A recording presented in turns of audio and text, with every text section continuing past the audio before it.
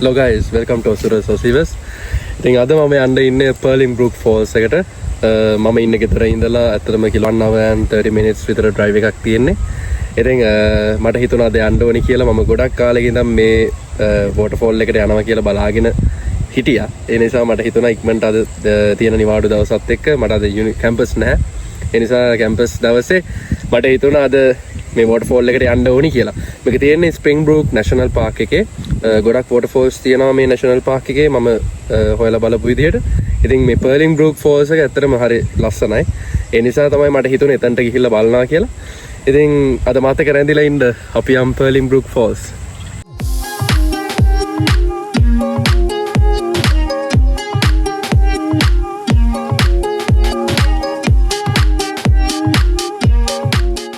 Guys මම තැනට ආවා පාකින් එකට. මේ මට හිතාගන්න බැහැ තාම කොහෙටද මේ යන්න තියෙන්නේ කියලා. විසිටර් සෙන්ටර් එකක් තියෙනවා. අපි එතනට ගිහිල්ලා බලමු මැප් එකක් මොකක් හරි ගන්න පුළුවන්ද කියලා.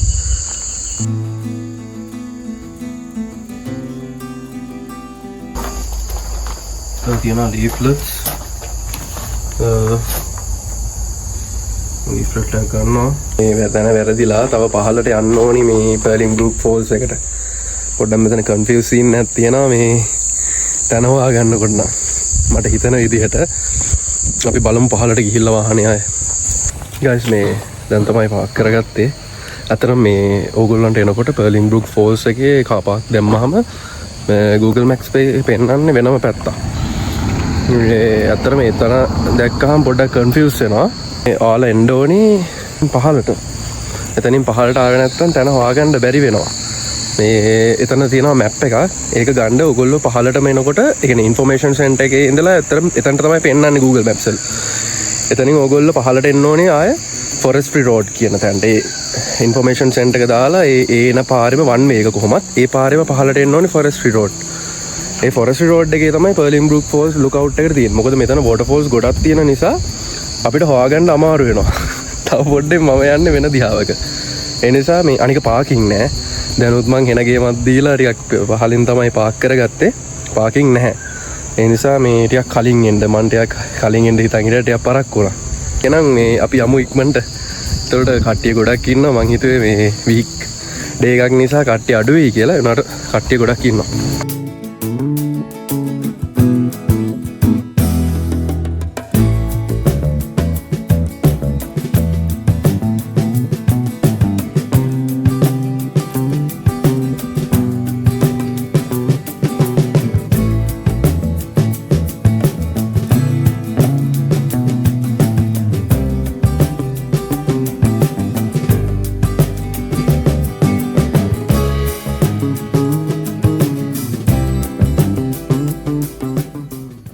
ගයිස් මේ 4 කිලෝමීටර්ස් විතර යන්න තියෙනවා කියලා කියනවා.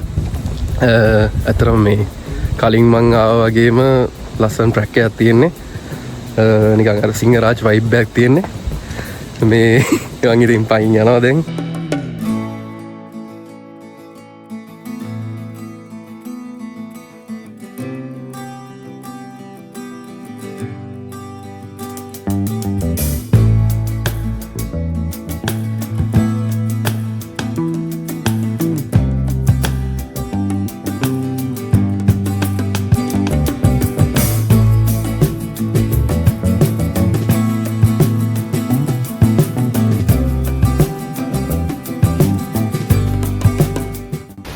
අපිට එන තැනම මේ ෆෝල් එක බලා ගන්න පුළුවන්. මාර ලස්සනයි. ඔයාලට පේනවා ඇති මේ. ගොඩක් ලස්සනට පේනවා මෙතනට. අතරම මාරම ලස්සනක් තියෙන විතර. අපි ගොඩක් උසින් ඉන්නේ. ඔයාලට පේනවා ඇති. මේ අපි ගොඩාක් උඩ ඉන්නේ. මම හිතන්නේ අපි 4 කිලෝමීටර්ස් යන්නේ මෙතන පහළටම යන්න පුළුවන්. අපි ගිහිල්ලා බලමු. මේ බ්‍රිස්බේන් ඉන්නවා නම් මේ ලයිෆ් එක විඳින්නත් ඕනි. මං හරිම ආස කෙනෙක් සාමාන්‍ය නේචර් එකත් එක්ක ඉන්න. ඉතින් ඇත්තටම මම ඒකයි මේ ඔයාලට ෂෙයාර් කරන channel එකෙන් මම ඒ වගේ තැන් වලට යන්න මාර කැමති යන මිනිස්සෙක්. ඉතින් මේ අදත් මං ඇත්තටම මේකට මාර ආසාවෙන් හිටියා බලන්න. ඒ නිසා තමයි ඇත්තටම මම මේ අද ආවේ. සාමාන්‍යයෙන් පැයකමාරක ඩ්‍රයිව් එකක් යනවා කියන්නේ මේ ගෝල්ඩ් කෝස්ට් පැත්තට අපි යන්නේ. එතන මේ නැෂනල් පාක් එකේ ගොඩාක් තියෙනවා මේ තව වෝටර්ෆෝල්ස්. ඇත්තටම මේ හැබැයි කොටම අද යන්න බෑ මම ඒකයි මේ පර්ලින් බෲක් කියන එක තෝරගත්තේ මේ ඇත්තට මේ වොටර්ෆෝල් එක මාර ලස්සනයි ඔයාලට දැන් පෙන්නන්න නැති මම ලුක්අවුට් එකේ වීව් එක මේ බලමුකෝ අපි ළඟට ගියාම මේ මාරම ලස්සනක් තියෙන්නේ ඉතින් මේ චුට්ටක් මඩ ගතියක් තියෙන පාරක් මොකද මේ දවස්වල හවසට වහිනවා දැන් අදත් මම බයේ හිටියේ මේ සමහර වෙදර් එකේ පෙන්නලා තිබ්බේ මේ හරියට උදේ වහිනවා කියලා කොහොම හරි මම පරක්කු වෙච්ච එකෙන් හොඳ දෙයක්ත් වුණා මොකද 12:30 වලින් පස්සේ තමයි පොඩ්ඩක් පායනවා කිව්වා හැබැයි මේක උදේ නම් වැහලා තියෙන පාටක් නැහැ අන්න ඒවත් ඕගොල්ලෝ බලලා එන්න මේ වගේ තැනකට එනකොට ඇත්තටම මේ මම ඒකයි තව චුට්ටක් පරක්කුත් උනේ මම පොඩ්ඩක් මේ ගිහලා කොෆි එකක් බීලා එහෙම තමයි ආවේ එතකොට පොඩ්ඩක් පරක්කු වෙනකොට මේ ක්ලයිමේට් එක සෙට් වෙලා තියෙයි කියලා. ඉතින් අපි යමු ඉස්සරහටම.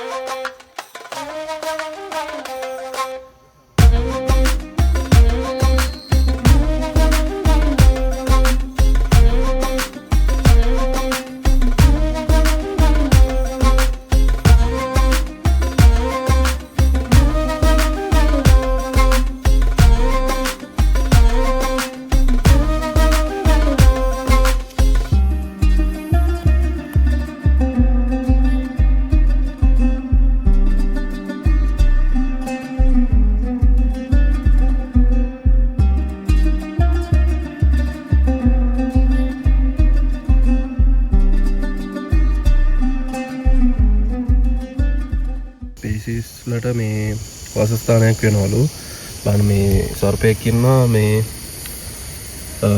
මණ්ඩල්ගම් කියලා මම දන්නේ නැහැ මම ප්‍රොනවුන්ස් කරනවා හරියද කියලා ගොඩක් වෙනම ස්නේක් කෙනෙක්ලු තව ඊගල් කෙනෙක් ගැන කියලා තියෙනවා ඒ වගේම මේ බැරවුන් කියන මේ පයිනපල් සැමියා කියන මේ ට්‍රී එක ගැනත් මේගොල්ලෝ කියලා තියෙනවා බලන්න මේ හිතා ගන්න බෑ නේද මේ ඇත්තටම මේ අපි ඉන්න පරිසරයත් එක්ක බලන්න මේ හරිය තියෙන ලස්සන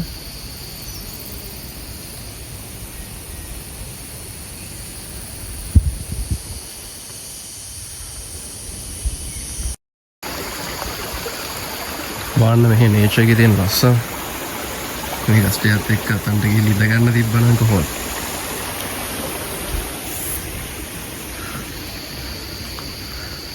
මම බ්‍රිස්බේන් වලට එන්න හේතු වුණු තව කාරණාවක් තමයි මේක මෙහි ටිකක් පරිසරය කියන්නේ වනාන්තර පද්ධතිය වැඩි ලංකාවේ මුහුණුවර ගොඩක් තියෙනවා දැන් මෙහි සමනේ සම දැන් පර්ත් වල එහෙම ඇත්තටම ගොඩාක් රස්නේ මෙහි රස්නේ හැබැයි මෙහි අර දැන් මම ඉන්න හරියේ ඇත්තටම ෆාම්ස් අනම්මනම් තියෙනවා ගොඩක් මේ කැලෑව වගේ තියෙනවා හින්දා මට මේ මාර ඒ කියන්නේ ඒ හරිය මාර සනීපයි ඇත්තටම මේ මම කියන්න ඕනේ එක මගේ යාළුවෝ ඉන්න ගොඩක් පර්ත් වල එහෙම මේ එහෙම ගොඩක් රස්නේ මේ දවස්වල හැබැයි ඊට සාපේක්ෂව මෙහි අඩුයි මෙහෙත් යන කාලය ඇති ඒ කියන්නේ මම තාම ඇවිල්ලා මේ මට නම් ඇත්තටම මෙහි ටිකක් ලංකාව වගේ ඒ පරිසරය තියෙන ඒක හින්දා වෙන්නේ නැති ගොඩක් බ්‍රිස්බේන් වලට හැමෝම සෙටල් වෙන්න එන්නේ ගොඩක් අය මෙහි තෝරගන්නවා මං හිතන්නේ හේතුව වෙන්න ඕනි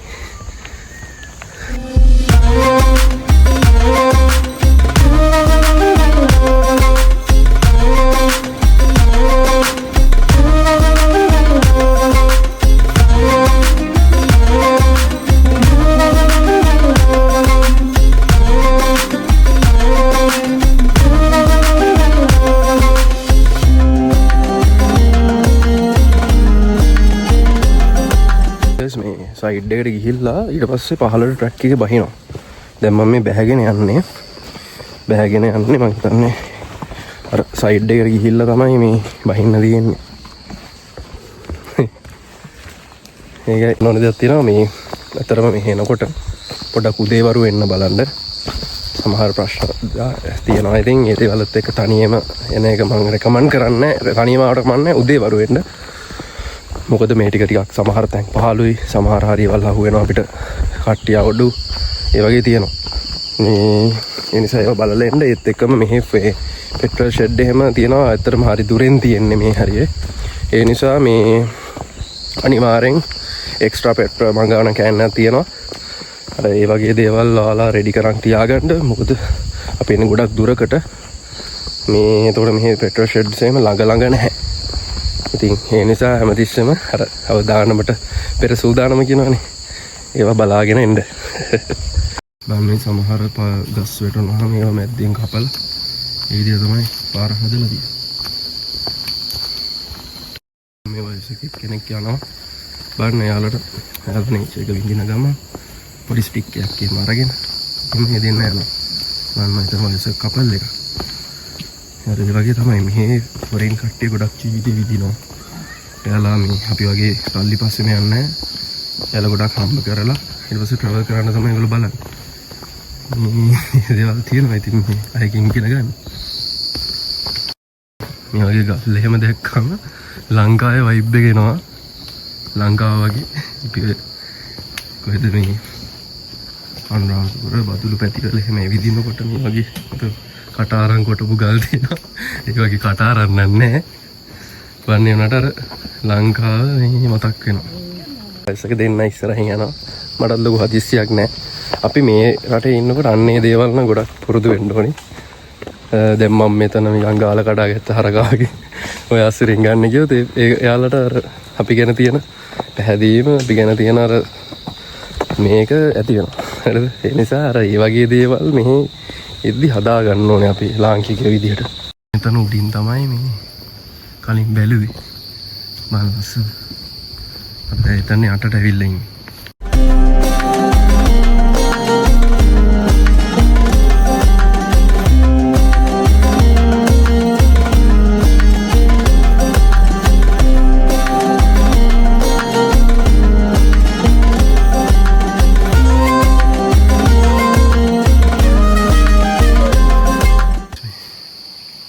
මෙන්න මෙතන උඩ ඉඳන් තමයි අපි අර බැලුවේ ඉස්සර මුල් පැත්ත පෙළම. මේ උඩටම ගිහිල්ලා දැන් මේ පහලින් යනවා. පාන මේ මාර්ම මුතු ගතියක් තියෙනවා. මේ ලස්සනයි.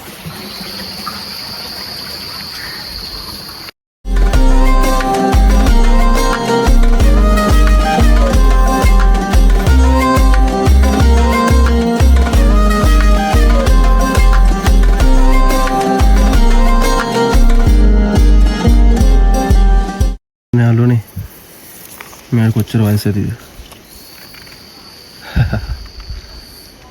මේවා තමයි අපි ලයිෆ් එකේ විඳින්න ඕනේ දේවල්.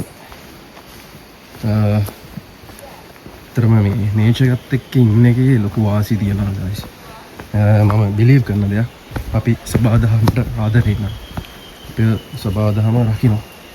සිරාට පොරටොක් දෙනවා නෙවෙයි. මම මේ ඇත්තටම කියන්නේ ඒක. මේ සමහර දේවල් වෙච්ච දේවලුත් එක්ක ජීවිතේ ඇත්තටම මේ අපි කරන කියන දේවල් අපස්සට වෙනවා. මම පර්ෆෙක්ට් නැහැ. මගේ වැරදි තියෙනවා ඕනේ තරම්. නමුත් අපි කරන වැරදිත් ඒ විදිහටම වෙනවා සහ අපි කරන හොඳත් ඒ විදිහටම. ඉතින් මේ වගේ සිටුේෂන් එකක දැන් මේ වගේ අත්දැකීමක් විඳිනකොට අපේ හිත හරි සංසුන් සහ සංවරයි.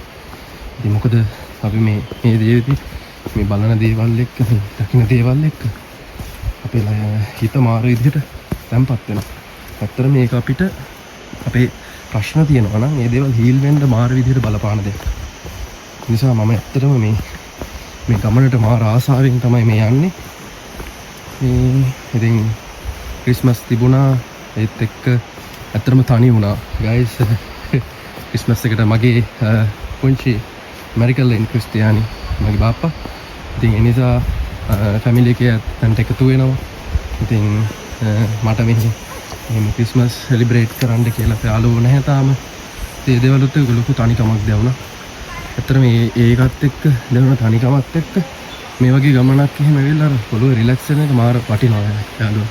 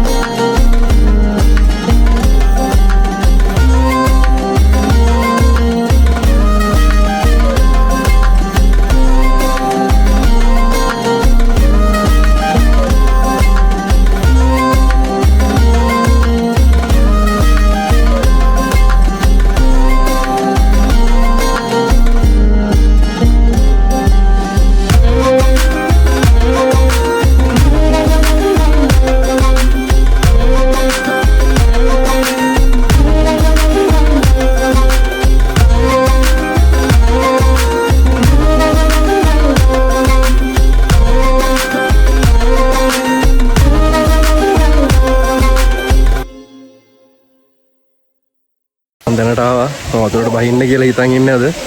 නෑ වතුරට බහින්න හදන්න.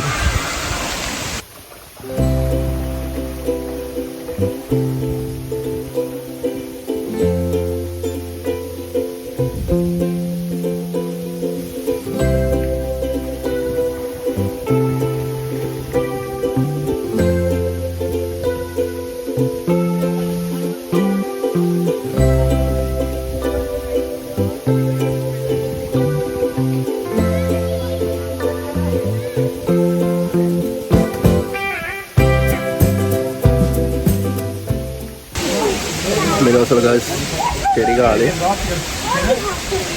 මම චෙරි ගෙඩියකුත් කාවා. පට්ට ඊදලයි මාරම සීතලක් තියෙන්නේ. මේ යන්නේ මේ පට්ටම ඊදලයි අරද ශ්වාස වුණාට මාරම ආතල් ලැබේ වතුරට බැස්සාම.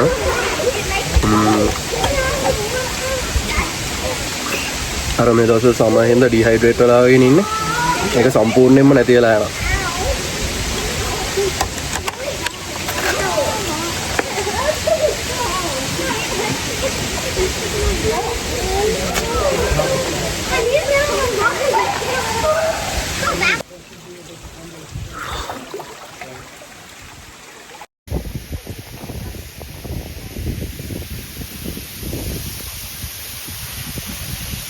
ගායිස් අතන ඉඳලා මම ස්ටික් එකක් අරගෙන ස්විම් කරන් ආවේ. මෙතන නැත්නම් යන්න බෑ. අමාරුයි මෙතන මේ ෂොට් එක ගන්න ආවේ වෙන ගේමක් දීලා. මාරම ගති මෙතන.